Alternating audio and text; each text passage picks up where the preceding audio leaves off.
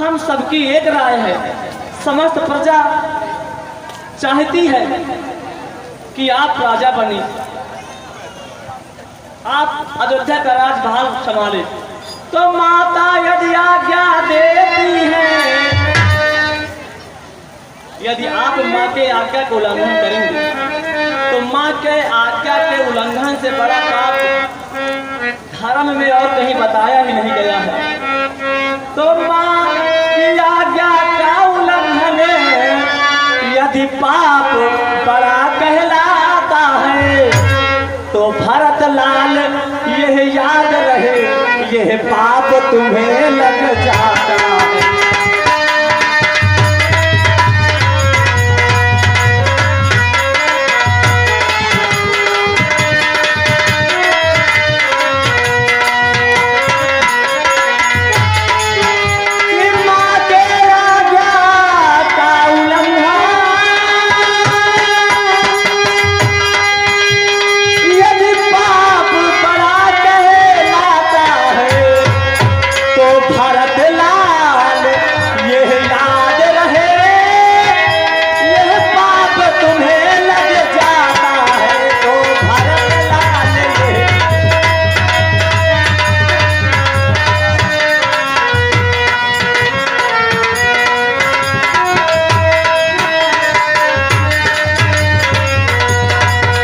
पुत्र भरत, दुनिया में एक बार आप पिता के भी आज्ञा को उल्लंघन कर दें, उतना बड़ा पाप नहीं लगता। यहाँ तक कि आप गुरु की भी आज्ञा का उल्लंघन कर दें, तब भी उतना बड़ा पाप नहीं लगता जितना बड़ा पाप माँ की आज्ञा का उल्लंघन कर देने के पश्चात लग जाता है। और माँ कौशल्या, आपकी माँ कौशल्या, सुमित्रा दोनों की इच्छा है कि मेरा भरत आ गया, राम नहीं है तो भरत ही सही, कम से कम भरत राज संभालने वाला है। यही आशा में वो अब तक जी रही हैं। इसलिए उन दोनों माताओं और हम सबकी इच्छाओं का दमन मत करो और आप अपने राजगद्दी को संभालो। नहीं गुरुवर नहीं, आप विवेकशील हैं, आप महान हैं, आप ज्ञानी हैं। आपके मुखार बिंदु से ऐसे सब शोभा नहीं देते गुरुवर। दुनिया का मैं पाप झेलने के लिए तैयार हूँ। यहाँ तक गुरुवर भरत अपने प्राणों को न्यौछावर करने के लिए तैयार है। भला बोले गुरुवर, इससे बड़ा पाप कहाँ हो सकता है कि जिस एक माँ एक बच्चे को राजगद्दी देना चाहती है, दूसरी तरफ एक पिता अपने पुत्र के वियोग में अपने प्राणों को न्यौछावर कर दिया। आप मुझे शिक्षा दे रहे हैं कि माँ की बात काटना गलत है, तो क्या वो बात सही थी जिसमें एक पत्नी अपने सुहाग को मिटा दिया और अपने ज्येष्ठ पुत्र को वन भेज दिया? उसमें पाप नहीं है गुरुवर? अरे भरत लाल जी, ये शायद सबके प्रारब्ध में लिखा रहा हो। नहीं, विधना की यही इच्छा रही हो, इसलिए इतनी बड़ी दुर्घटना घटित हुई अयोध्या में। इसलिए इसमें किसी का दोष देना नहीं है। लेकिन जो वर्तमान स्थिति है वो ये कहती है कि अयोध्या में कोई राजा नहीं है, अयोध्या के राजकाज को संभालने वाला कोई नहीं है। इसलिए मैं चाहता हूँ कि तुम यहाँ का शासन प्रशासन का कार्यभार संभालो। नहीं गुरुवर नहीं, मुझे पूर्ण विश्वास है अपने श्रेष्ठ भैया राम पर। पूर्ण विश्वास है कि मेरा भाई मेरा चेहरा देखेगा तो निश्चय लौट आएगा गुरुवर, निश्चय लौट आएगा। मुझे विश्वास ना होता तो गुरु अल्लाह कहते, ये आपके शिष्य भरत की अंतरात्मा बोलती है, केवल गुरुवर मेरा साथ दे, भरत राम को मना कर लाऊंगा। केवल गुरुवर मेरा साथ दे, राम को मना कर लाऊंगा।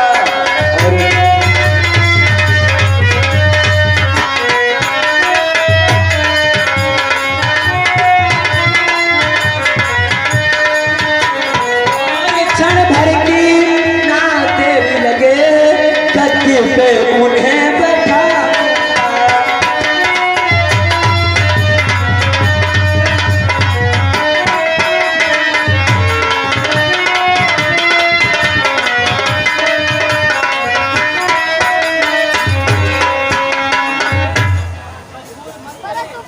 केवल आपका सहयोग, आपका साथ मिले तो निश्चित अपने भैया राम को मनाकर लाएंगे, निश्चित लाएंगे।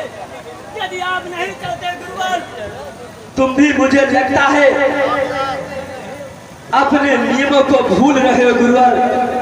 आप एक बार सोचें, पुनः विचार करें, क्या शोभा देता है कि जिसका बड़ा भाई, भाभी और तेरा अनुलक्ष्मण जंगल में कुछ के बिस्तर पर, पत्तों के बिस्तर पर, यहाँ तक कहीं कहीं कुछ और पत्ते न मिलते हो तो कंकड़ पत्थर पे सोए, और उसका भाई भरत दुष्ट कैकेयी के कहने पे राज करे।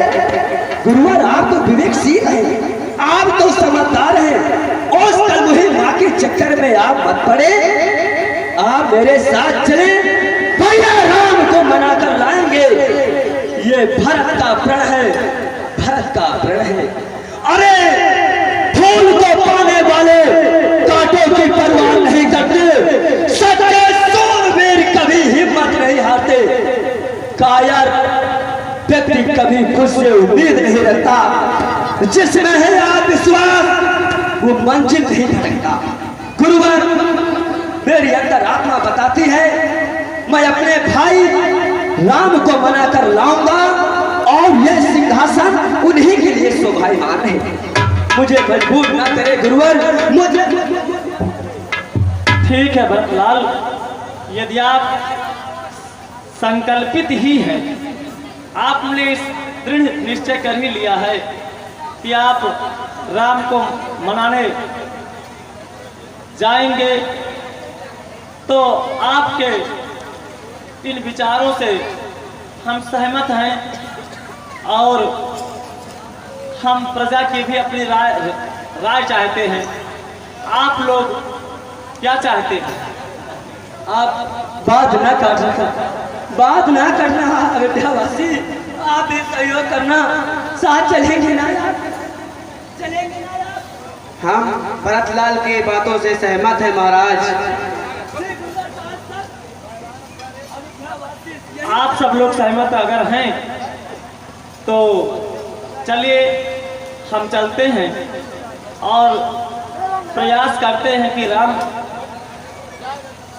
पुनः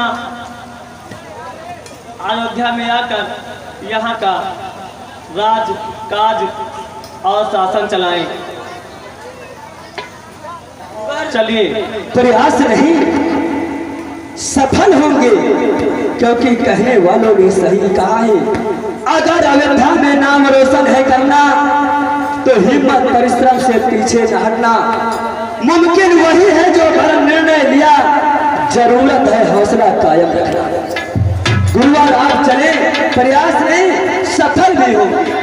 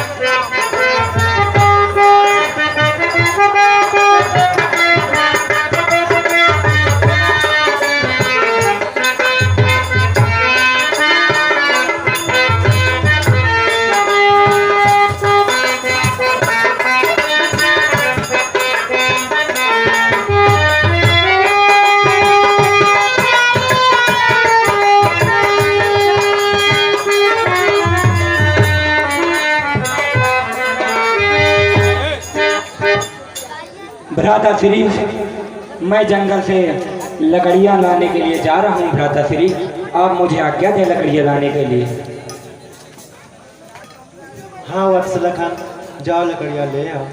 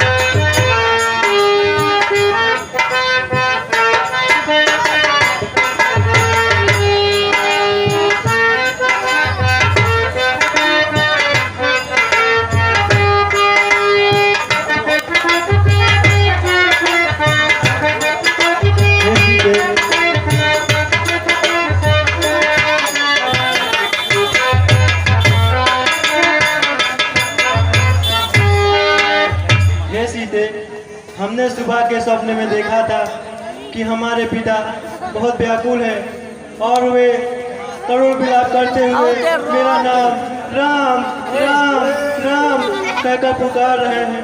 मेरा मन बहुत विचलित हो रहा है सीते, पता नहीं ऐसा क्यों लग रहा है जैसे अयोध्या पर कोई भारी मुसीबत आ गई है।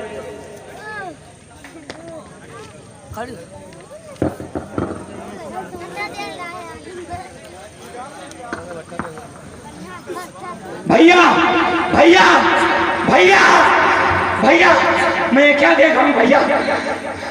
भैया मैंने अभी उसको देखा भैया। किसे देखा लखन? भैया मैंने अभी उसे अपने शत्रु को देखा भैया, मैं उसे नहीं छोड़ूंगा भैया। इस जंगल में तुम्हारा शत्रु कौन है लखन? भैया जंगल में नहीं, हमारे अयोध्या का शत्रु है वो। कौन है वो? भैया वही भारत आया, भारत अपनी चतुरंगी सेना लेकर हम अयोध्या यहाँ पर वन में आया है भैया, मैं उसे नहीं छोड़ूंगा भैया। क्या मेरा भारत आया है? अरे भैया वो आपका भारत नहीं, वो हमारा शत्रु है। अरे लक्ष्मण, तुम आवेश में आकर ऐसी बातें कर रहे हो, जरा सोचो तो शायद भारत किस उद्देश्य से आया है यहाँ पर। अरे भैया आप ऐसी बातें क्यों कर रहे हैं? वो हमारा शत्रु है। जब जिसकी माँ ऐसी हो सकती है जो अपने पुत्र को वन भेज दे, तो उसका बेटा कैसा होगा भैया, आप यही सोचिए। नहीं लक्ष्मण, हमें माँ के बारे में कुछ नहीं कहना चाहिए, क्योंकि माँ अपने पुत्र का सदैव भला ही चाहती है। नहीं भैया ये ऐसा नहीं होगा, मेरे जीते जी आज वो भरमर कर ही रहेगा भैया, मैं उसे आज शमशान घाट पहुंचा कर ही रहूंगा भैया। अब मैं अपना धनुष बाण लेकर जा रहा हूँ भैया। अरे लक्ष्मण, मुझे शांत, मुझे पता है तुम्हारी वीरता बहुत है, तुम बहुत पराक्रमी हो, पर आवेश में आकर कहीं गलत काम ना कर बैठो। पहले सोच लो, समझदारी से काम लो। नहीं भैया ऐसा नहीं होगा, आप हमेशा हमें समझाते हैं भैया, आपको लक्ष्मण की सौगात है भैया। यदि आपने आज मुझे नहीं भेजा तो आज बहुत अनर्थ हो जाएगा। आज मैं भरत को नहीं छोड़ूंगा भैया, मैं उसकी पूरी चतुरंगी सेना को नाश कर दूंगा भैया। मैं अकेला ही काफी उसकी पूरी चतुरंगी सेना के लिए भैया, जो कुछ भी हो जाए, लेकिन मैं उसे आज नहीं छोड़ूंगा भैया। नहीं लखन, आवेश में आकर कोई ऐसा गलत कार्य ना करो जो आपको बाद में भोगना पड़ जाए। नहीं भैया, चाहे विंध्याचल जो आंचल है वो चलने लगे, महादेव खुद उस भरत के साथ आ जाए, लेकिन मैं आज उस भरत को नहीं छोड़ूंगा। जो कुछ भी हो जाए भैया, मैं उस भरत को नहीं छोड़ूंगा, क्योंकि वो पूरी अपनी चतुरंगी सेना लेकर आ रहा है भैया। उसे मैं कैसे छोड़ सकता हूँ? वो आपका शत्रु है भैया, आपका शत्रु है वो। नहीं लखन, वो मेरा शत्रु नहीं है, वो तो मुझे अपने प्राणों से भी ज़्यादा प्यारा है। भरत को आने दो, देखो वो क्या समाचार लेकर आया है। भैया भैया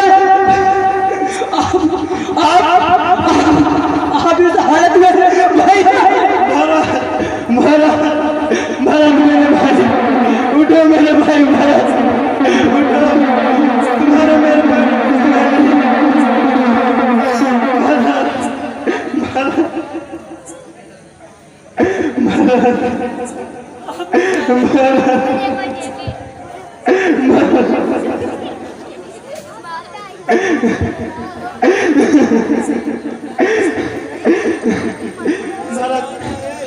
भरत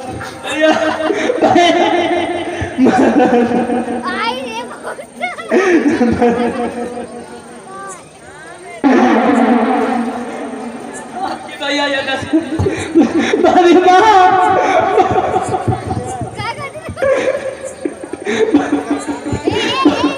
भाभी माँ आपकी दशा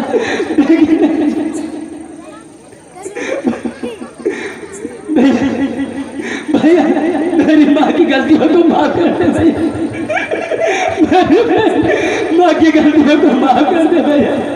मुझे ऐसी लालसा नहीं है, मुझे गद्दी संभालने की लालसा नहीं है भैया। मुझे गद्दी नहीं चाहिए, मुझे आप जैसे भाई को गद्दी चाहिए। मेरी माँ से अगर गलती से किसी प्रकार की भूल हो गई, तुझे माफ कर दे भैया, माफ कर दे।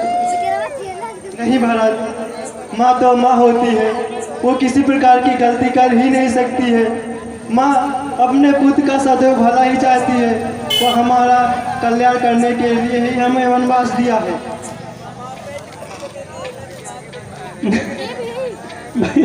मैं आपसे क्षमा प्रार्थी हूँ, मेरा कोई दोष नहीं है भैया, मेरी गलतियों को माफ कर दिए ना। मेरा कोई दोष नहीं है। आप ये ना सोचिएगा कि भरत ये स्वयं अपने विवेक से ऐसी रचना रचाया होगा। मेरी गलती नहीं है भैया, मेरी गलती नहीं है। मुझे माफ कर दीजिए भ्राता, मुझसे गलती हो गई। मैं आपका वध करने के लिए ये धनुष बाण लेकर आता, माफ कर दीजिए भैया मुझे। अनुज आपकी गलती नहीं है भैया, साथ में मैं अकेला नहीं आया हूँ। आपका अनुज और सुमन और मैं दौड़ते दौड़ते जल्दी चला आया हूँ अपने अयोध्या नगरी के गुरु वशिष्ठ और माता कैकेयी और कौशल्या, सभी माताएं और अयोध्या नगरी के सभी प्रजा की ओर आ रहे हैं। वो धीमे धीमे नदी के किनारे तक पहुंचा रहे होंगे।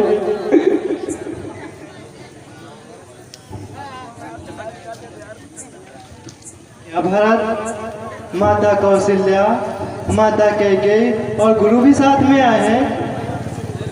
चलो लखन, हम उन्हें आगे मिलकर उन्हें प्रणाम करते हैं। गुरु जी के चरणों में सादा नमन।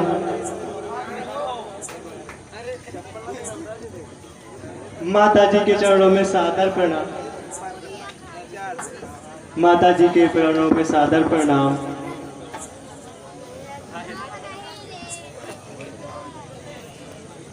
आइए माता श्री, गुरुवार आप भी आइए और आसन ग्रहण करिए।